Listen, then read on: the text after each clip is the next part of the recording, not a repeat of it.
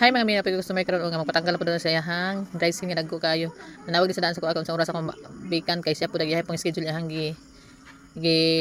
check kung unsa oras siya pwede. Ya, gikuan po na ako ang schedule ako para kun kay dagko gyud kay iyahang dry skin katulad gyud kaayo. Ya, before ko ni siya gikuan gihumulan ko ni siya warm water o antibacterial bago na ko siya ikuan ipahumol gyud ako para mahumok para buo gyud ako siya makuha ang iyang mga dry skin nga dagko ba. Kay mahumok naman yang kuan so mabuo gyud siya kay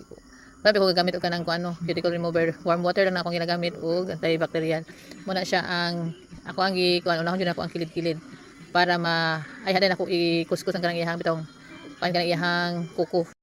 Kani ako ginagamit lahi man gyud tanog ako hiyang man jud sa warm water lang ya kabo kung hiyang po sa mga ingon nga wala ko nag-gloves ako naman po naghihugasan ta ng tiil madam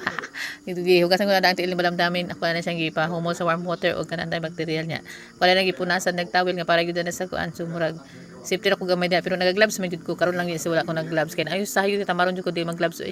mo na nga ingana lang jud akong routine diri sa parlor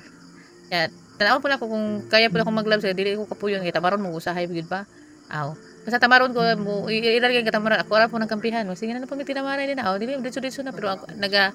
humol jud ko daan og kanang warm water anan sa ko ang mga client ako aday nang gina antibacterial bago trapuhan bago na ko siya gunitan so murag okay ka ko diha ka side